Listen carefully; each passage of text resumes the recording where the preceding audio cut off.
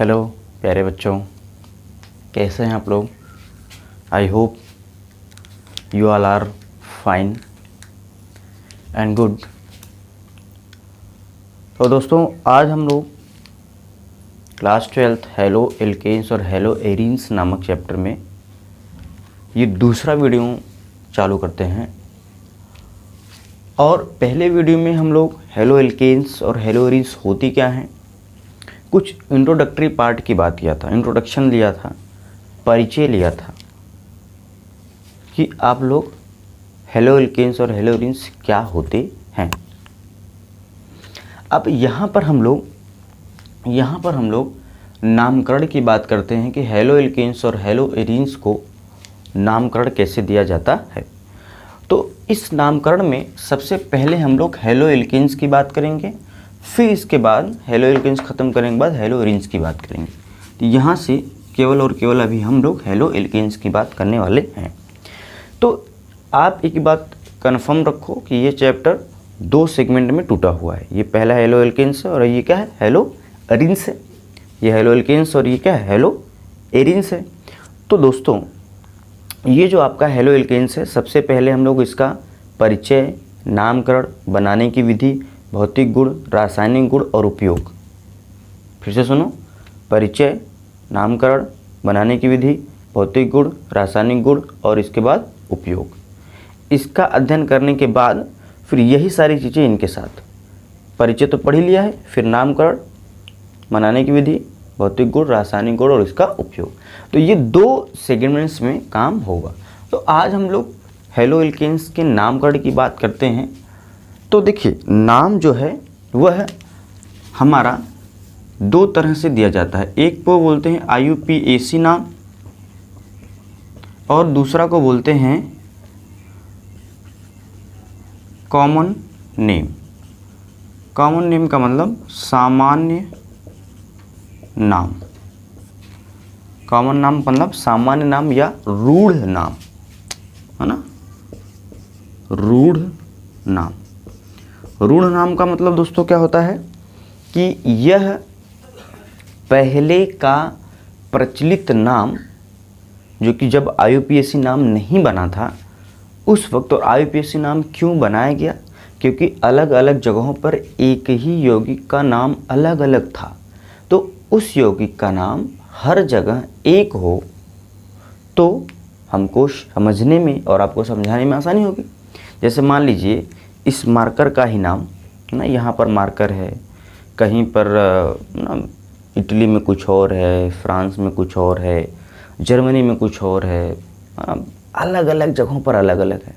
तो मान लीजिए इस मार्कर को हमको परचेज करने जाना होगा, तो हम तो बोलेंगे क्या, मार्कर। दूसरा कोई बोलेगा अंजुमुड़च, तीसरा कोई बोलेगा आलू वुलू, और कुछ भी बोल सकता है, मतलब कुछ भी बोलेगा, वो अलग अलग नाम होगा। तो हम मार्कर कहेंगे तो उसको समझ में नहीं आएगा। तो सारे देश अगर मिलकर डिसाइड कर लें कि इसको हमको मार्कर बोलना है, तो जब मैं मार्कर बोलूँगा तो अगला समझेगा कि हाँ उसको यही चाहिए और वो आसानी से मुझे दे सकता है। तो सेम चीज़ यही है कि जैसे किसी भी कंपाउंड्स के नाम को जब IUPAC मतलब international union of pure and applied chemistry IUPAC में दिया गया, तो यह हर यौगिक का एक पर्टिकुलर नाम हो गया और हर जगह उसी नाम से उसको बुलाया जाने लगा। तो कन्वीनियंट के लिए, सुविधा के लिए जो है IUPAC नाम 1993 में इंट्रोड्यूस किया गया, लाया गया। ठीक है दोस्तों। लेकिन उससे पहले कुछ नाम जो थे वो अपने सामान्य नाम से या रूढ़ नाम से ही क्या थे, बहुत ज़्यादा प्रचलित थे। तो उनको IUPAC में लाया तो गया, लिखा तो गया उसको, लेकिन वो ऑलरेडी अपने पुराने वाले नाम से ही काफ़ी क्या थे, प्रचलित थे, परिचित थे। तो उनका नाम जो हम लोग कॉमन नाम की कैटेगरी में ही रख देते हैं। जैसे आपने अपने जीवन में देखा होगा, अपने गाँव में देखा होगा, किसी का नाम ऐसा दरोगा पड़ गया, किसी का नाम प्रधान पड़ गया, किसी का नाम छोटू पड़ गया, किसी का नाम गोलू पड़ गया, हाँ, किसी का नाम कलुआ पड़ गया, निरहुआ पड़ गया, घिसुआ, हाँ। तो ये नाम इतना प्रचलित हो जाता है कि उसका नाम, जैसे निरहुआ का नाम कुछ है, आदित्य है, लेकिन हम निरहुआ ही बुलाया जा रहा है। हर लोग निरहुआ के नाम से उसको बुला रहे हैं, किसी का नाम कलुआ पड़ गया, चिंटुआ, पिंटुआ। तो इस तरह से नाम उसका इतना ज़्यादा प्रचलित हो गया है कि उसके रिलेटिव्स में, है ना, रिश्तेदारी में, घर में, गांव में उसी नाम से उसको बुलाया जा रहा है। उसका असली नाम कौन है मालूम नहीं, उसको किसी को जानकारी ये नहीं उसका असली नाम। तो IUPAC नाम ऐसे बहुत सारे यौगिकों का बनाया तो गया है, लेकिन वो अपने कॉमन नाम से ही ज़्यादा क्या है, प्रचलित है। तो आज हम लोग थोड़ा सा कॉमन नाम पर बात करते हैं, है ना। IUPAC नामकरण मतलब नामकरण, IUPAC नामकरण के समझने से पहले ये थोड़ा सा हम लोग कॉमन नाम समझते हैं ताकि ये आपको अच्छे से समझ आ पाए IUPAC नाम, ठीक है। तो एक कह सकते हैं कि तैयारी के पहले की तैयारी, है ना, ये हम लोग तैयारी के पहले की तैयारी करने वाले हैं। तो बीइंग विद अस, चलिए शुरू करते हैं। देखिए पहला हम लोग, आपने कहीं कहीं देखा होगा कि N, है ना, N का मतलब होता है नॉर्मल, इसके टर्म में लिखा जाता है। N मतलब नॉर्मल के टर्म में लिखा जाता है।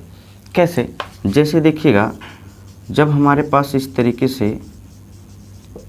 3 कार्बन, 4 कार्बन, 5 कार्बन, 6 कार्बन सीधी श्रृंखला में होते हैं, बिल्कुल सीधी श्रृंखला में होते हैं। इसी चीज़ को हम अगर बॉन्ड लाइन नोटेशन में करें तो इस तरीके से कर सकते हैं, 1 2 3 4 कार्बन। तो इसका नाम दोस्तों हम लोग लिखते हैं N ब्यूटेन। क्या नाम लिखेंगे दोस्तों, N ब्यूटेन। सिंपल से इसका नाम अपन लिख देंगे N ब्यूटेन, क्योंकि ये सीधी श्रृंखला है, कोई भी ब्रांचिंग व्रांचिंग नहीं है, सीधा सीधा क्या हो जाएगा, नॉर्मल ब्यूटेन। एक और बताइए आप लोग, इस तरीके से लिख दिया जाए तो 1 2 3 4 5 6 7, तो हो जाएगा N हेप्टेन। क्या हो जाएगा दोस्तों, N हेप्टेन। तो इस तरीके से आप देख रहे हैं कि यहाँ पर N का प्रयोग हम लोग कर रहे हैं। जब कभी भी सीधी श्रृंखला आपको दिख जाए, इसी को हम लोग इस तरीके से लिखें, इसको हम चाहे तो इस वाले फॉर्मेट में लिख सकते हैं, ठीक है। तो ये हो गया नॉर्मल नाम, मतलब कॉमन नाम में इस तरीके से हम लोग अगर सीधी श्रृंखला है तो N का प्रयोग करते हैं। अब देखिए थोड़ा सा, है ना, ये तो हो गया नॉर्मल। अब हम आप लोग को सिखाएंगे आइसो, नियो, सेकेंडरी, टर्सरी, इन सब बारे में बात करेंगे। हाँ सॉरी, हाँ डरने का ज़रूरत नहीं है, कोरोना नहीं है, सिंपल छींक है। चलो अब हम लोग आपको बात करते हैं आइसो। आइसो दोस्तों क्या होता है, कब हम लोग आइसो का यूज़ करते हैं। तो कभी कभी कन्फ्यूज़न रहता है कि आइसो क्या होता है, नियो क्या होता है। तो बिल्कुल आपको घबराने का ज़रूरत नहीं है। देखिए जब एक कार्बन हो और उसके साथ 2 समान प्रकार के ग्रुप जुड़े हुए हों, है ना, 2 समान प्रकार के समूह जुड़े हुए होंगे, तो ऐसे कार्बन को हम लोग आइसो कार्बन का नाम देंगे। जैसे यहाँ पे दोस्तों हमने जोड़ दिया CH3 और यहाँ पे जोड़ दिया CH3, यहाँ पे जोड़ दिया CH3, यहाँ पे जोड़ दिया CH3, और इधर हो गया CH2Cl, इधर हो गया CH2Cl, और नीचे मान लीजिए हमने जोड़ दिया H जोड़ दिया। इसकी 4 वैलेंसी कंप्लीट हो गई कार्बन की। अब इस कार्बन को देखेंगे आप, तो इस कार्बन को देखेंगे तो यहाँ पे 2 एक ही प्रकार का समूह जुड़ा है, तो इसको अपन क्या बोल देंगे, आइसो। क्या बोलेंगे, आइसो। और एक बात ध्यान रखिएगा, जब हम लोग इसका वर्गीकरण कर रहे थे तो वहाँ पे देखा था कि sp3 संकरण वाले जितने भी कार्बन थे उसको हम लोग एल्किल बोलते थे। क्या बोलते हैं दोस्तों, एल्किल बोलते हैं। तो एल्किल को हम लोग R से प्रदर्शित करते हैं, ये आप लोगों ने सीखा होगा। एल्किल को अपन किससे प्रदर्शित करते हैं, R से प्रदर्शित करते हैं। और एल्किल का मतलब होता है जैसे CH3, C2H5, C3H7, C4H9, ये सब क्या हैं, एल्किल समूह हैं। तो इसको हम लोग methyl, ethyl, propyl, butyl, pentyl, hexyl इस तरीके से कहेंगे। तो इन सब का जो कॉमन नोटेशन होता है वो क्या होता है दोस्तों, R होता है। तो एल्किल ये मतलब इसके लिए जो कॉमन फॉर्म बोलते हैं हम लोग एल्किल बोलते हैं। अब जैसे जैसे कार्बन रहेगा वैसे उसका नाम हो जाएगा। और इसके बाद इसको हम लोग दूसरा जो इसका साथी होता है इसको हैलाइड बोलते हैं, हैलाइड। और हैलाइड में आपको पता है फ्लोरीन, क्लोरीन, ब्रोमीन और आयोडीन आता है। तो इन सब बातों को समझते हुए अगर इसका नाम हम लोग लिखेंगे तो क्या लिखेंगे, आइसो 1 2 3 4, है ना, आइसो ब्यूटिल, है ना, आइसो ब्यूटिल क्या लिखेंगे, क्लोराइड। ठीक है दोस्तों, आइसो क्यों लिखा, क्योंकि इस कार्बन पर 2 समान ग्रुप थे। ब्यूटिल क्यों लिखा, क्योंकि 1 2 3 4 कार्बन थे। तो आइसो ब्यूटिल क्लोराइड। और ब्यूटिल यहाँ से मैं देखो, है ना, एथिल मेथिल जो है ये क्या है, ये आपका हो गया मेथिल, एथिल, प्रोपिल, ब्यूटिल। तो हमने ब्यूटिल लिख दिया और आइसो क्लोराइड। ठीक है, अब इसका एक एग्जांपल और देखेंगे हम लोग दोस्तों। यहाँ पे देखिएगा CH3 C, CH3H, CH2, CH2 और ये Br। अब इसका नाम ज़रा बताइए आप लोग क्या होगा, हैं? ये देखिए, कभी आप ऐसा नहीं सोचेंगे कि इस H से ये कार्बन जुड़ा है। ये कार्बन अपने कार्बन से जुड़ा हुआ है और ये कार्बन अपने कार्बन से जुड़ा हुआ है। ठीक है, तो यहाँ पे कन्फ्यूजन होने की कोई ज़रूरत नहीं है दोस्तों। तो देखिए क्या होगा यहाँ पे, ध्यान से समझिए, बोलिए। ये आइसो हो गया क्योंकि इस कार्बन पर 2 समान ग्रुप जुड़े हुए हैं, तो हम लोग पहले क्या लिख देंगे, आइसो। अब कितना कार्बन है, 1 2 3 4 5, तो क्या हो जाएगा, आइसो पेंटिल, आइसो पेंटिल। अब ये क्या हो जाएगा, ब्रोमाइड। इस मार्कर को दोस्तों कुछ पकड़ लिया है, ब्लूटूथ पकड़ लिया है, लग रहा है टाइफाइड हो गया है। लेकिन देखिए मैं बोल रहा हूँ आइसो पेंटिल ब्रोमाइड। तो 1 2 3 4 5 कार्बन, 5 कार्बन के लिए पेंटिल, ये ग्रुप समान है तो आइसो, और ये क्या हो जाएगा, ब्रोमाइड। ये कॉमन नाम बता रहे ताकि आपको आगे बढ़ें तो आसानी हो, मतलब तैयारी की पहले वाली तैयारी चल रही है। ठीक है, आई होप कि आइसो ग्रुप आपको समझ में आ गया होगा। इस तरीके से देखेंगे तो बोलेंगे आइसो ग्रुप है। चलिए आगे थोड़ा सा बढ़ते हैं हम लोग और आपको बताते हैं नियो के बारे में। हाँ, बारे नियो, नियो जियो,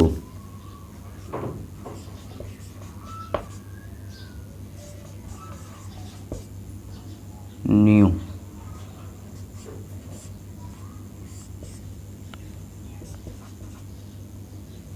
चलो दोस्तों, नियो देखिए कब होता है, जब कभी भी कार्बन से 3 ग्रुप क्या हो जाए, समान हो जाए, तो उस स्थिति में उस कार्बन को अपन नियो कार्बन बोलते हैं। जैसे देखिएगा, एक कार्बन पर 3 ग्रुप क्या हो जाए दोस्तों, समान हो जाए, तो लिख सकते हैं कार्बन पर 3 समूह समान हो जाए तो क्या हो जाएगा, उसको क्या बोलेंगे दोस्तों, अपन नियो बोलेंगे, है ना, क्या बोलेंगे, नियो बोलेंगे। तो इसका एग्जांपल देखिएगा, जैसे CH3 हो जाए, CH3 हो जाए, CH3 हो जाए, इसके बाद CH2, CH2I, एक तो ये हो जाए, और एक देखिएगा CH3, CH3, CH3, CH2Br। अब इसको देखिए दोस्तों, क्या बोलेंगे, 3 ग्रुप क्या हो गया, 1 2 3 वो ग्रुप समान हो गए, यहाँ भी 3 ग्रुप समान हो गया। अब इसका नाम आइसो नहीं रह जाएगा, अब इसका नाम नियो हो जाएगा। क्या हो जाएगा, नियो हो जाएगा। तो अब हम लोग इसको बोलेंगे नियो 1 2 3 4 5 6, 6 कार्बन हो गए, है ना, 1 2 3 4 5 6, तो ये हो जाएगा हेक्सिल, है ना, नियो हेक्सिल। ये क्या है, आयोडाइड, आयोडाइड। क्या ये बात दोस्तों हम लोगों को क्लियर हो पा रही है, नियो हेक्सिल आयोडाइड। नियो क्यों बोला, क्योंकि एक कार्बन पर 3 ग्रुप समान है, और हेक्सिल इसलिए बोला क्योंकि टोटल कितने कार्बन हैं, 6 कार्बन है। इसका हम लोग जो कॉमन नाम है इस तरीके से भी लिख सकते हैं ना, यहाँ पर लॉन्गेस्ट चेन को चुनने की कोई ज़रूरत नहीं है। जब हम लोग लॉन्गेस्ट चेन वगैरह चुनेंगे और इस तरीके से 2 मेथिल लिखेंगे, है ना, तो इधर 1 2 3 3 डाई मेथिल और इसके बाद है ना ब्यूटेन आयोडाइड, तो वो उसका जो है IUPAC नाम हो जाएगा। यहाँ पर हम लोग कॉमन नाम की बात कर रहे हैं, है ना, यहाँ पर हम लोग कॉमन नाम की बात कर रहे हैं। और अगर हम लोग जब इस तरीके से लिखेंगे जिस तरीके से आप लोग सोच रहे हो, IUPAC नाम हो जाएगा 1 2 3 4, तो 3 पर 3 डाई मेथिल ब्यूटेन आयोडाइड, ये आपका जो है वो IUPAC नाम हो जाएगा। हम लोग यहाँ पर कॉमन नाम की बात कर रहे हैं। यहाँ पे क्या लिख सकते हैं दोस्तों, यहाँ पे लिखेंगे नियो, मार्कर से तो मैं परेशान हो गया हूँ दोस्तों, बहुत गंदा नियो 1 2 3 4 5, तो क्या हो जाएगा दोस्तों, पेंटिल, नियो पेंटिल ब्रोमाइड। इसको भी तो समस्या ही है, सब हमारा मार्कर जो है बर्बाद हो गया, खराब हो गया है। नियो पेंटिल ब्रोमाइड, ये क्या है दोस्तों, नियो पेंटिल ब्रोमाइड। नियो क्यों लिखा, क्योंकि ये हो गया, और पेंटिल क्यों लिखा, 1 2 3 4 5, ब्रोमाइड इसके लिए लिखा। तो मैंने आपको बताया कि नॉर्मल क्या होते हैं, आइसो क्या होते हैं, और क्या होते हैं दोस्तों, नियो क्या होते हैं। क्या ये बातें आपको क्लियर हो पा रही हैं? चलिए, बहुत अच्छी बात है दोस्तों। देखिए, अब हम लोग थोड़ा सा बढ़ते हैं और आपको द्वितीयक अर्थात सेकेंडरी और टर्सरी की बात करते हैं। तो हालांकि इससे पहले वाले वीडियो में अगर आपने देखा है, जिसमें परिचय वाली बात किया था, तो वहाँ पर हम लोगों ने बात किया हुआ है कि किस तरीके से प्राइमरी, सेकेंडरी और टर्सरी कार्बन को हम लोग पहचानते हैं। तो दोस्तों, यहाँ पर जब कभी भी इस तरीके से आपको देखने को मिले, है ना, तो देखिएगा यहाँ पर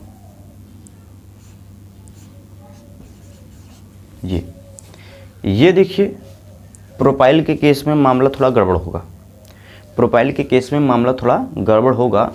क्यों गड़बड़ होगा, क्योंकि यह कार्बन 2 समान प्रकार के कार्बन से जुड़ा हुआ है। ये CH3 माफ़ कीजिएगा, यह कार्बन 2 समान प्रकार के कार्बन से जुड़ा हुआ है, तो लगेगा क्या होगा, आइसो है। लेकिन यह कार्बन जो फंक्शनल ग्रुप से जुड़ा है वह 2 कार्बन जुड़ा है, इसलिए क्या है, ये सेकेंडरी है। और यह कार्बन 2 समान प्रकार के समूह से जुड़ा है, इसलिए यह क्या है, आइसो भी है। बोलो खर्च और खोपड़ी, कि यह कार्बन जिस फंक्शनल ग्रुप से जुड़ा हुआ है, यह कार्बन फिर 2 कार्बन से जुड़ा हुआ, इसलिए सेकेंडरी हो गया। यह कार्बन 2 समान ग्रुप से जुड़ा हुआ है, क्या हो गया, आइसो हो गया। ठीक है, तो यहाँ पर आप लोग एक नोट लिख सकते हो और कह सकते हो कि प्रोपिल के संदर्भ में आइसो व द्वितीयक मतलब सेकेंडरी, हाँ, समान होते हैं। ठीक है, प्रोपिल के संदर्भ में आइसो व द्वितीयक क्या होते हैं दोस्तों, समान होते हैं, केवल प्रोपिल के केस में। तो इसका नाम आप इस तरीके से भी लिख सकते हो ना, कि आइसो प्रोपिल ब्रोमाइड, या क्या लिख सकते हो, द्वितीयक प्रोपिल ब्रोमाइड, या क्या लिख सकते हो दोस्तों, आइसो प्रोपिल ब्रोमाइड, इसके टर्म में। लेकिन यहीं पर मैं क्या कर दूं, यहीं पर इस तरीके से चीज़ें कर दूं। ये देखिए, अब क्या होगा, ये फंक्शनल ग्रुप जिस कार्बन से जुड़ा हुआ है वह कार्बन 2 कार्बन से जुड़ा हुआ है, लेकिन यह दोनों कार्बन समान समूह नहीं है, तो आइसो तो बिल्कुल नहीं होगा, सेकेंडरी होगा, क्योंकि यह कार्बन 2 कार्बन जुड़ा हुआ है, तो ये सेकेंडरी होगा। तब इसको हम लोग लिखेंगे, इसका नाम हो जाएगा द्वितीयक, है ना, आइसो हट जाएगा, द्वितीयक 1 2 3 4, तो हो जाएगा द्वितीयक ब्यूटिल ब्रोमाइड। तो आई होप दोस्तों आपको बिल्कुल ये क्लियर हो पाया होगा कि कब हम लोग सेकेंडरी यूज करने वाले हैं और कब आइसो यूज करने वाले हैं। तो केवल आइसो प्रोपिल के केस में जो है वो समान होगा, बाकी के केस में समान नहीं होगा। ठीक है। तो द्वितीयक ब्यूटिल ब्रोमाइड या सेकेंडरी ब्यूटिल ब्रोमाइड के नाम से हम इसको लोग जानते हैं। इसको इंग्लिश में इस तरीके से भी लिख सकते हैं दोस्तों, सेक, है ना, सेकेंडरी ब्यूटिल ब्रोमाइड। अब एक एग्जांपल की बात आप और कर लें, है ना, CH2 CH3 CH2, है ना, CH3 CH2 और ये आपका हो जाए H और ये हो जाए Cl। अब इसका नाम क्या हो जाएगा दोस्तों? इसका नाम लोग ये देखिए, तो ये बिल्कुल आइसो नहीं है, क्योंकि अगर ये समान है ये भी समान रहता तो आइसो होता। ये डिफरेंट डिफरेंट है, तो ये तो पक्का क्या है, कॉमन नाम में बात करें तो द्वितीयक है ना। अब आप देखिए, ये लीजिए 1 2 3 4 5 6, तो क्या हो जाएगा, हेक्सिल, है ना, सेकेंडरी या द्वितीयक हेक्सिल, और फिर क्या हो जाएगा, क्लोराइड। बोलो, द्वितीयक हेक्सिल क्लोराइड। तो आसानी से आपको क्या कर सकते हो, इस तरीके से लिख सकते हो। तो ये क्या हो गया दोस्तों, हम लोग सेकेंडरी की बात किया। अब थोड़ा सा हम लोग टर्सरी की बात कर लेते हैं, और आपको मैंने secondary, primary, secondary, tertiary carbon होता क्या है इस पर बात किया था कि प्राइमरी कार्बन क्या है, वह कार्बन जो कभी भी, है ना, फिर से देख लीजिएगा, जैसे यह कार्बन फंक्शनल ग्रुप से जुड़ा है। इसी के रिस्पेक्ट में अगर हम बात करेंगे तो जो कार्बन फंक्शनल ग्रुप कार्बन से जुड़ा हुआ है, अगर वह एक कार्बन से जुड़ा है तो ये होगा 1 डिग्री प्राथमिक या प्राइमरी कार्बन, तीनों नामिक है, 1 डिग्री प्राथमिक या प्राइमरी कार्बन। अब यदि यह कार्बन 2 कार्बन से जुड़ा है, जो फंक्शनल ग्रुप से जुड़ा है वह 2 कार्बन से जुड़ा है, तो इसको हम लोग कहेंगे 2 डिग्री द्वितीयक या सेकेंडरी, इसका नाम हो जाएगा। या यह कार्बन 3 कार्बन से जुड़ा है तो इसे हम लोग क्या कहते हैं, 3 डिग्री टर्सरी या तृतीयक कार्बन। इसको मैंने इससे पहले वाली वीडियो में भी चर्चा किया था। तो हम लोग यहाँ पर बात करने वाले हैं तृतीयक कार्बन की, कि उसका हम लोग सामान्य नाम कैसे देते हैं। दोस्तों, जब इस तरीके से आप देखिए मामला आपके पास हो, है ना,